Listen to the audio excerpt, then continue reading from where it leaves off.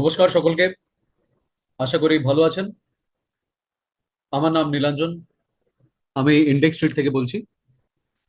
আর আজকে প্রায় 3 দিনের মার্কেট গ্যাপের পর 3 দিন মার্কেট ছুটি ছিল। আজ আবার আমি আপনাদের সামনে প্রেজেন্ট করতে চলেছি আমাদের লাইভ মার্কেট যে ডিসকাশনটা হয় সেটা।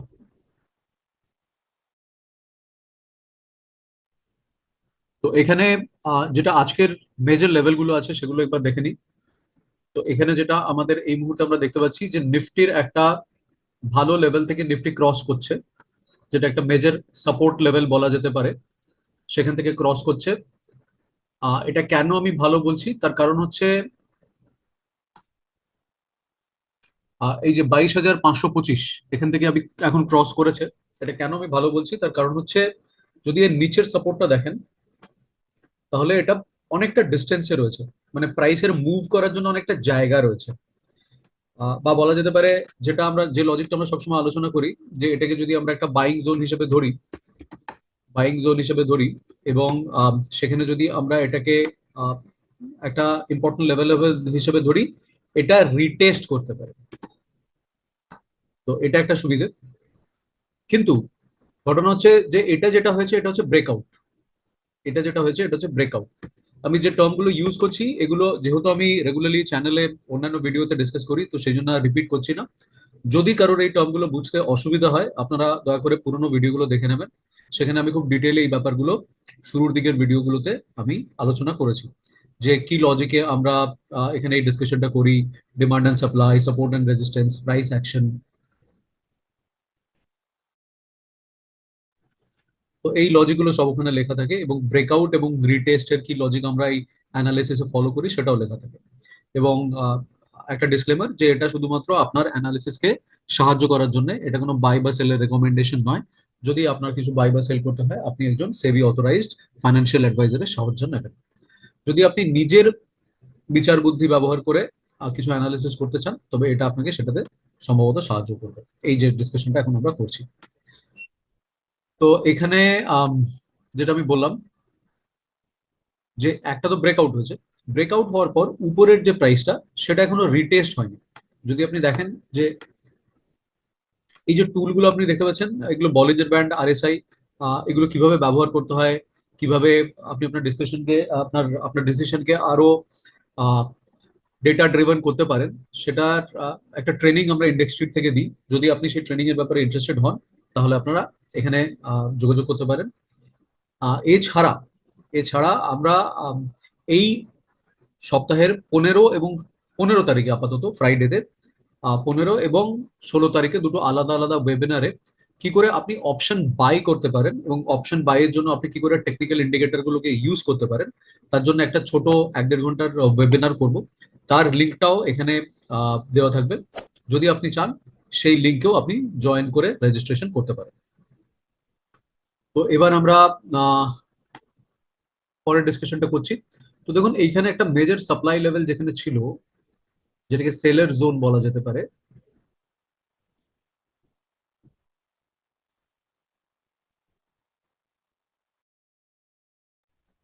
সেটা এই লেভেলে ছিল 22,604 থেকে 22,594। কিন্তু ঘটনা হলো আজকে মার্কেট ওপেনই হয়েছে তার উপরে এবং সেখান থেকে পুরো প্রাইসটাকে টেনে এনে এখানে নামানো হয়েছে। তার ফলে এখানে যে সেলাররা ছিল, এত দ্রুত ঘটনাটা ঘটেছে। একটা বড় সেলারের সেলিং এক্সিকিউট হতে কিছুটা সময় লাগে। তো এটা যেহেতু রিটেল ট্রেডারদের পার্টিসিপেশন খুব তাড়াতাড়ি হয়েছে, সেটা একটা চান্স থেকে যায় যে এই প্রাইসটা এখানে গিয়ে রিটেস্ট করবে কিনা। কারণ এই রিটেস্টমেন্টটা হয়তো হয়নি যদি না এখানে অর্ডার ফিল আপ হয়ে থাকে। অথবা এই যে জায়গাটা দেখছেন দুটো রেড লাইন মার্ক করা আছে, এটা একটা মেজর রেজিস্ট্যান্স জোন। তো এই জায়গাটা, তো যেখানে সেলার জোন এবং রেজিস্ট্যান্স জোন দুটো একসাথে মিলছে, তো এটাকে একটা বড় রেজিস্ট্যান্স এরিয়া বা একটা বড় সেলিং এরিয়া বলে ভাবাই যেতে পারে এই পার্টিকুলার এরিয়াটাকে।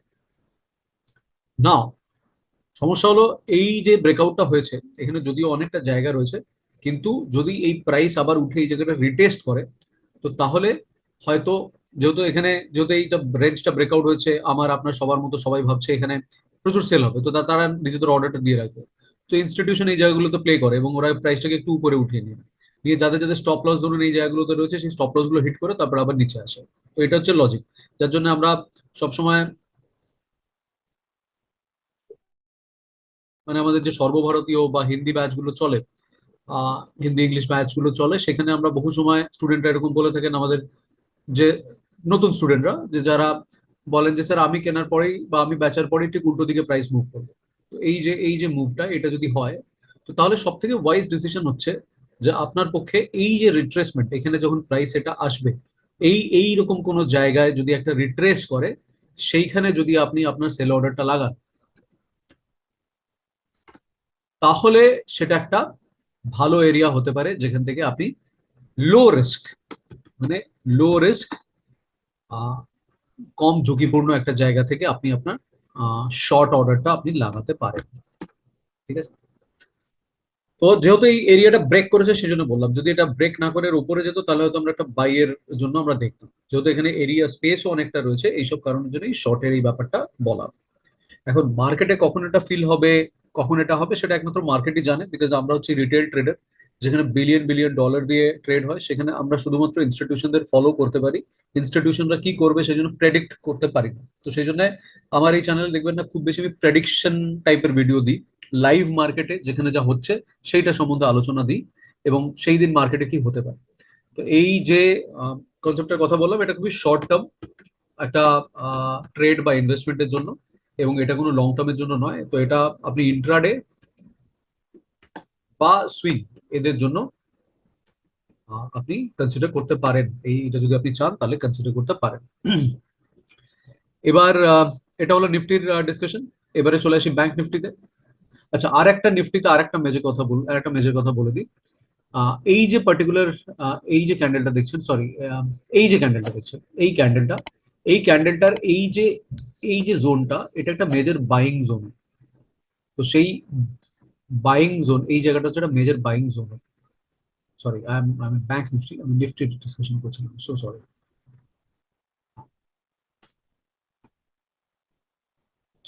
এই যে ক্যান্ডেলটা দেখছেন, এই ক্যান্ডেলটার এই জায়গাটা একটা মেজর বাইং জোন। তার মানে বায়াররা চেষ্টা করেছে যে প্রাইসটা যাতে এই জায়গাটা অবধি, এই 22,550 আজকের জন্য চেষ্টা করেছে এই জায়গাটা অবধি শেষ ফাইট দেওয়ার জন্য, কিন্তু সেটা পারেনি, সেটাকে নিচে নামিয়ে এনেছে। তো এই জায়গাটা একটা রিটেস্টের বা রিট্রেসমেন্টের চান্স হতে পারে। তো একটু যদি কারেকশন হয় এবং সেইখানে যদি আপনার সেল অর্ডার লাগান, তাহলে রিস্কটা একটু কম হতে পারে। তো এটা হলো নিফটির অ্যানালিসিস। এবার আমরা চলে যাচ্ছি ব্যাংক নিফটিতে। ব্যাংক নিফটিতে আমরা কি দেখছি, ব্যাংক নিফটিতে আমাদের যে সেলিং জোন এসছে সেটা এসছে গতকাল, মানে আমাদের যখন থার্সডেতে মার্কেট বন্ধ হয়েছিল সেই সময় থেকে এটা হয়েছে, যেখানে আপনি দেখতে পাচ্ছেন যে এটা একটা মেজর রেজিস্ট্যান্স জোন। তো এখান থেকে এটা হয়েছে, আমরা দেখে নিই যে এখানে কিছু রিটেস্ট হয়েছে কিনা প্রাইসটা। না, এখানে কিছু রিটেস্ট হয়নি।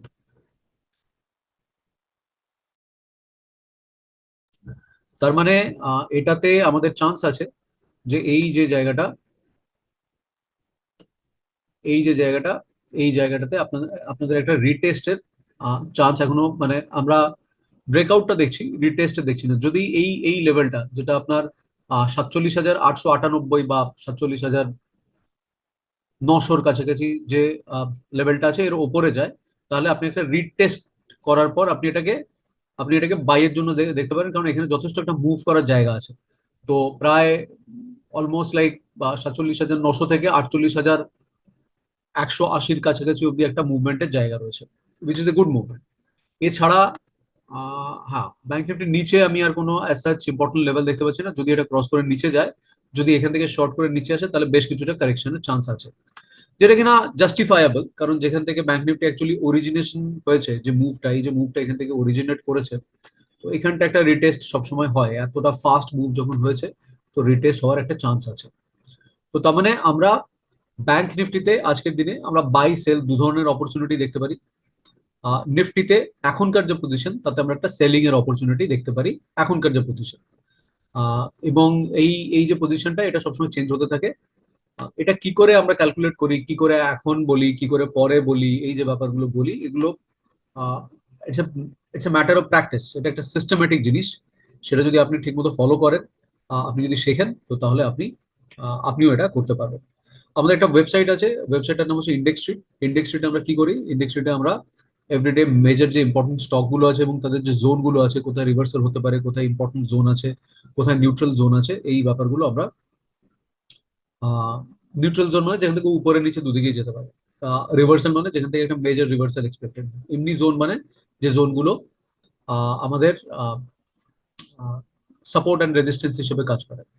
তো এই যে জিনিসগুলো আছে এগুলো আমরা ইন্ডেক্স শিটে দিই। তাছাড়া লজিকটা কি করে এটাকে ইউজ করা যায়, কি করে আপনার সুবিধার্থে ইউজ করবেন, তার জন্য আমরা একটা ট্রেনিং কোর্স কন্ট্যাক্ট করি।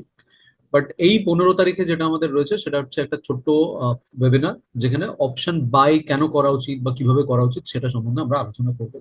যদি আপনারা ইন্টারেস্টেড হন, নিচে দেওয়া লিঙ্কে যোগাযোগ করতে পারেন। তো এটা হচ্ছে আজকের জন্য নিফটি আর ব্যাংক নিফটির ডিসকাশন। আমি চেষ্টা করব যত তাড়াতাড়ি সম্ভব, হতে পারে আজকেই, আবার কিছু অ্যানালিসিস নিয়ে আসবার জন্য। Till then, happy trading, happy investing, and see you soon. Thank you.